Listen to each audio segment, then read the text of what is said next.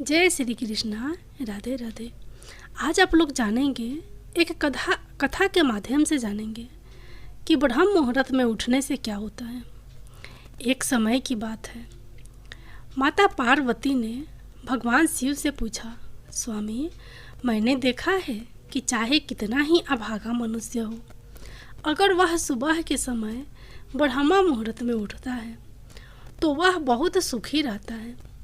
ऐसा क्यों है? मुझे ब्रह्म मुहूर्त का रहस्य बताइए। तब भगवान शिव ने कहा, हे देवी, मैं आपको इस प्रश्न का उत्तर एक कथा के माध्यम से बताऊंगा। कृपया आप इस कथा को ध्यानपूर्वक सुनना, और जो भी मनुष्य इस कथा को पूरा सुनेगा तो वह कभी भी इस अवसर को अपने हाथ से जाने नहीं देगा। ब्रह्म मुहूर्त का रहस्य जानकर पूरा जीवन बदल जाएगा। भगवान शिव कथा को सुनाना प्रारंभ करते हैं और माता पार्वती से कहते हैं, बहुत समय पहले की बात है, काशी में दीनू नाम का एक लड़का रहता था। वह लड़का बहुत ही अच्छा था, लेकिन उसकी एक गलत आदत थी, वह देर तक सोता रहता था। सुबह उसे जागने के लिए घर वाले कई प्रयास करते थे, परंतु वह रोजाना सुबह देर तक उठता था। वह लड़का कभी 9 बजे से पहले नहीं उठता था। जब वह बालक था तब परिवार वालों ने सोचा कि जब यह बड़ा हो जाएगा तो इसकी आदत में सुधार हो जाएगा, परंतु वह लड़का जैसे जैसे बड़ा होता गया, उसकी यह आदत और भी ज़्यादा गहरी होती चली गई। दुनिया इधर से उधर हो सकती थी, लेकिन वह लड़का कभी भी जल्दी नहीं उठ पाता था। उसके पिता उसकी इस आदत से बहुत ज़्यादा परेशान रहने लगा था। उस लड़के को ढेरों नकारात्मक शक्तियाँ ने घेर लिया था। वह सभी को पलट कर जवाब देता था और दिन भर उदास रहता था। इसका असर उसके स्वास्थ्य पर भी पड़ रहा था। जब उस लड़के को यह पता लगा कि उसके सारे मित्र सफलता को प्राप्त कर चुके हैं, तब वह और भी ज़्यादा चिंतित हो गया और ईश्वर को कोसने लगा। वह बार बार यही कहता था कि मेरी किस्मत ही खराब है, परंतु उसके पिता अच्छी तरह से जानते थे कि उस लड़के के असफल होने के पीछे कारण क्या है। भगवान शिव ने कहा, हे देवी, फिर एक दिन की बात है, उसके पिता को किसी सन्यासी के बारे में पता चला, तो तुरंत वह अपने बेटे की समस्या को लेकर उस सन्यासी के पास जा पहुँचे और सन्यासी को बड़े ही विस्तार से अपने बेटे की आदतों को बारे में बताया। फिर सन्यासी ने कहा कि कल आप अपने बेटे को इस आश्रम में आने को कहना। फिर उस लड़के का पिता अपने घर की ओर चला गया। उसे पता था कि अगर वह सीधे तरीके से अपने बेटे को सन्यासी से मिलने के लिए कहेगा तो वह कभी तैयार नहीं होगा। उसने अपने बेटे को अपने पास बुलाया और कहा, तुम्हारे सारे मित्र जीवन में सफलता प्राप्त कर चुके हैं, क्या तुम सफल होना चाहते हो? क्या तुम सफल नहीं होना चाहते हो? लड़के ने उत्तर दिया कि जरूर पिताजी, परंतु जब भी मैं अपने मित्रों से उनकी सफलता का रहस्य पूछता हूँ तो वह मुझे कुछ नहीं बताते हैं। भगवान शिव ने कहा, हे देवी, फिर उसके पिता ने कहा कि मुझे यह रहस्य पता चल गया है कि वह सभी क्यों सफल होते जा रहे हैं। तब उस लड़के ने बड़ी उत्सुकता से पूछा, क्या पता चल गया है पिताजी? कृपया करके आप मुझे बताइए। उसके पिता ने कहा कि कल सुबह तुम्हें एक सन्यासी के आश्रम में जाकर उनसे मिलना है। यदि तुम वहाँ पर समय से पहुँच गए तो वह सन्यासी तुम्हें ऐसा मंत्र बताएंगे जिससे तुम सफल हो जाओगे, परंतु एक समस्या है। लड़के ने पूछा, क्या समस्या है? पिता ने कहा कि जब तक तुम सोकर उठोगे तब तक सन्यासी का मिलने का समय समाप्त हो जाता है। भगवान शिव ने कहा, हे देवी, फिर उस लड़के ने कहा कि पिताजी, मैं कल पूरा रात जगता रहूँगा और सुबह सन्यासी से मिलकर आऊँगा।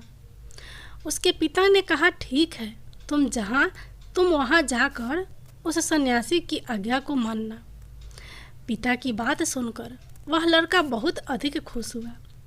जीवन में पहली बार रात्रि में वह जागता रहा, परंतु थोड़े ही समय में उसे नींद आ गई और वह सो गया। फिर अगली सुबह जब उठा तो उसे पता चला कि सन्यासी से मिलने का समय समाप्त हो चुका था। उसके पिता ने लड़के की तरफ देखा और कहा कि तुम जीवन में कभी सफल नहीं हो पाओगे, जाओ जाकर सो जाओ।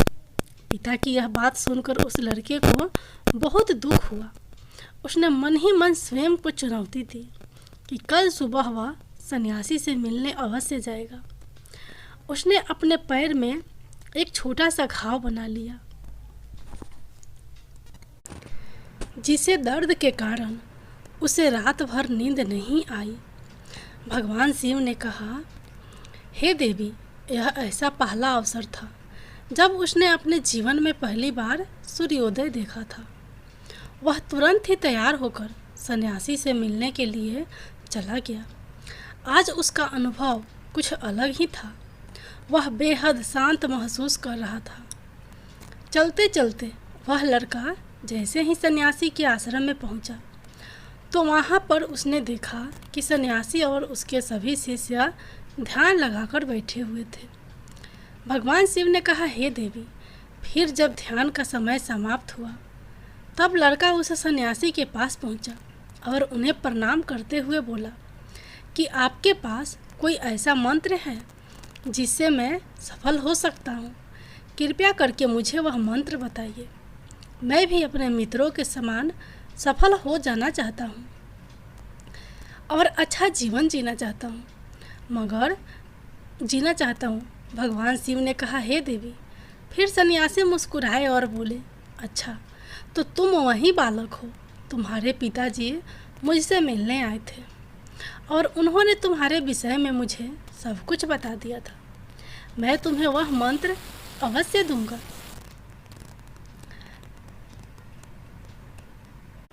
वह मंत्र तुम्हें अवश्य बता देता। परंतु अब लड़के ने जैसे ही परंतु शब्द सुना तो लड़का घबरा गया। उसने पूछा, परंतु क्या गुरुदेव? तब सन्यासी बोला, मैं तुम्हें वह मंत्र बतलाऊंगा, परंतु अगले 21 दिनों तक तुम्हें मेरी आज्ञा माननी होगी। मैं तुम्हें वह मंत्र 21 दिनों के बाद बतलाऊंगा। तब तक मैं तुमसे जो भी कार्य कहूँगा तुम्हें वह करना होगा। यदि तुम असफल हुए या कार्य के बीच से तुम्हारा संकल्प टूट गया तो उस मंत्र का असर नहीं होगा। दृढ़ निश्चय के साथ उस लड़के ने कहा कि मुझे आपकी सारी आज्ञा स्वीकार है। मैं अगले 21 दिनों के लिए आपका दास हूँ। आप जो कहेंगे मैं वही कार्य करूँगा। मुझे केवल उस मंत्र के बारे में जानना है। भगवान शिव ने कहा, हे देवी। फिर सन्यासी ने उस लड़के से कहा कि ठीक है, कल से तुम्हारा कार्य शुरू होगा। तुम इसी आश्रम में निवास करोगे। वह लड़का आश्रम में निवास करने के लिए तैयार हो गया। सन्यासी ने कहा कि यहीं रहते हुए तुम्हें ब्रह्म मुहूर्त में उठना होगा और दूसरे शिष्यों की तरह ध्यान और तप करना होगा। साथ ही आश्रम के कार्यों में भी सहायता करनी होगी। ध्यान रहे, यह संकल्प टूटना नहीं चाहिए। भगवान शिव ने कहा, हे देवी। अब लड़का सन्यासी की बात से सहमत हो गया। अगले दिन से उसके कार्य के दिन की शुरुआत थी।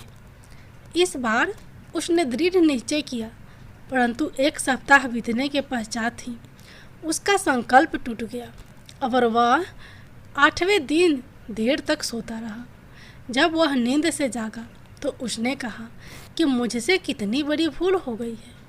वह रोते हुए सन्यासी के पास पहुंचा और कहने लगा कि हे गुरुदेव, मेरा संकल्प टूट गया। अब मैं जीवन में कभी सफल नहीं हो पाऊंगा। सन्यासी ने उसे समझाते हुए कहा कि एक बार फिर से शुरुआत करो, फिर से संकल्प करो। फिर लड़के ने सन्यासी से पूछा कि सुबह उठना इतना आवश्यक क्यों होता है और यहाँ पर सभी लोग इतने जल्दी क्यों उठ जाते हैं? भगवान शिव ने कहा, हे देवी, तब सन्यासी ने लड़के को समझाते हुए कहा कि सुबह यानी ब्रह्म मुहूर्त में उठने के पीछे बहुत बड़ा विज्ञान छिपा हुआ है। लड़के ने कहा कि कृपया मुझे वह विज्ञान बताने की कृपा करें।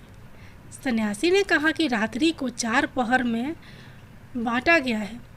पहला रुद्र काल, जिसका समय शाम 6 बजे से लेकर 9 बजे होता है। दूसरा राक्षस काल, जिसका समय रात्रि 9 बजे से 12 बजे तक होता है। तीसरा गंधर्व काल, जिसका समय रात्रि 12 बजे से 3 बजे तक होता है।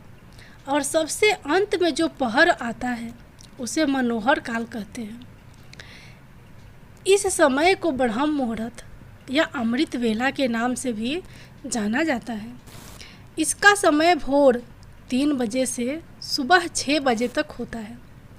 यह वह समय होता है जब पूरे संसार की नकारात्मक शक्तियाँ निष्क्रिय अवस्था में होती है और सकारात्मक शक्तियाँ सक्रिय होती है। ब्रह्म मुहूर्त अर्थात देव मुहूर्त। ब्रह्म मुहूर्त का अर्थ देवताओं का समय होता है। भगवान शिव ने कहा कि हे देवी, वह सन्यासी आगे कहता है, इस समय देवता धरती पर विचरण कर रहे होते हैं और जागृत मनुष्य पर उनका बड़ा ही सकारात्मक प्रभाव पड़ता है। ब्रह्म मुहूर्त ऐसा समय होता है जिसे मनुष्य का मस्तिष्क बिल्कुल खाली होता है, जिसमें किसी प्रकार के कोई विचार नहीं होते हैं। और जब इस समय व्यक्ति अपनी पुस्तक खोलकर पाठ का अध्ययन करते हैं तो उन्हें सब कुछ जल्दी जल्दी याद भी होता है और यह लंबे समय तक याद रहता है।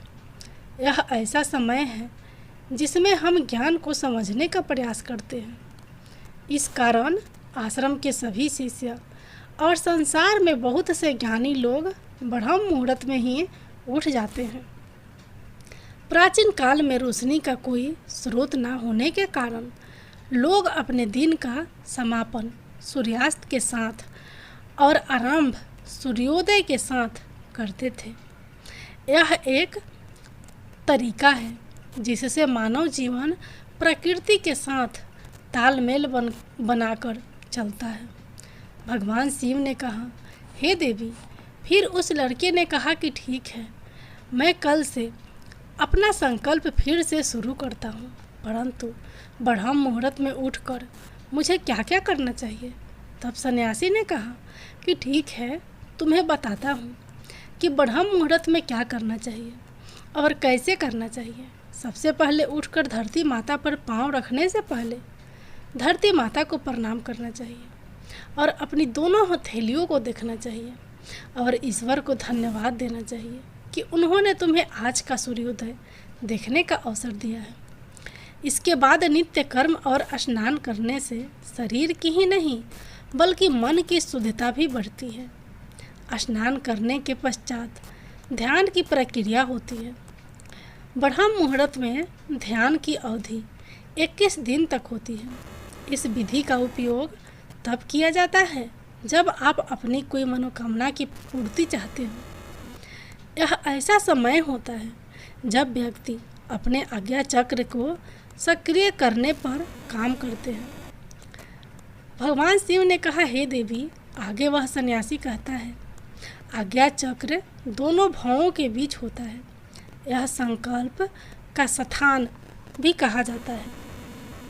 अगर इस चक्र पर ध्यान केंद्रित किया जाए और अपनी मनोकामना को बार बार दोहराया जाए तो मात्र 21 दिनों के भीतर वह मनोकामना पूरी हो जाती है। अगर आपके मन में कोई अधूरी मनोकामना है और आप उसे पूरी करना चाहते हैं, तब सबसे पहले उस मनोकामना का स्पष्टीकरण कर ले। आपको क्या चाहिए, यह निर्णय अवश्य कर ले। इसके बाद ध्यान की विधि को शुरू करें। ब्रह्म मुहूर्त में स्नान के बाद एक ऐसा स्थान चुनें जहाँ पर वायु का प्रवेश हो। ध्यान में शुद्ध प्राणवायु का होना आवश्यक होता है। ध्यान की मुद्रा में रीढ़ की हड्डी सीधी होनी चाहिए, साथ ही गर्दन भी सीधी होनी चाहिए।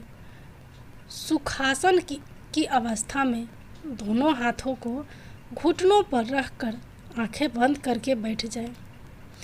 हाथों की मुट्ठी को बंद कर ले और 2-3 मिनट तक बिल्कुल शांत हो जाए।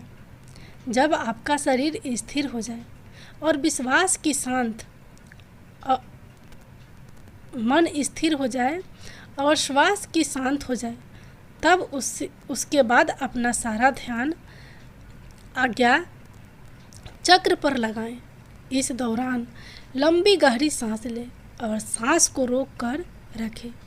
इस समय आप अपनी इच्छा को मन ही मन दोहराएं और अपने मन से इष्ट देव और देवी देवताओं और गुरुजनों का चिंतन करें।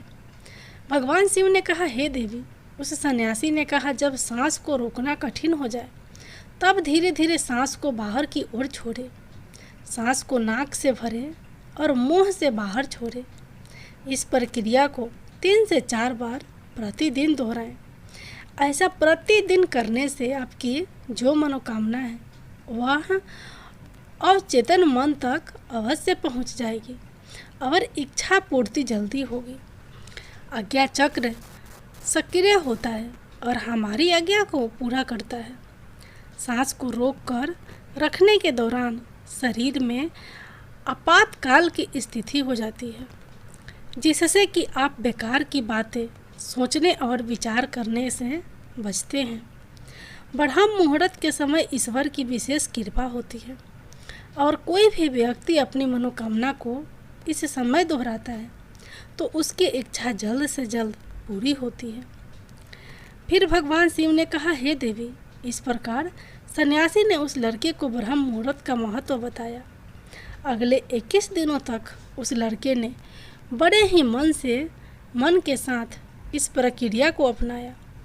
अब वह बहुत ही ज़्यादा अनुशासित और शांत स्वभाव का बन चुका था।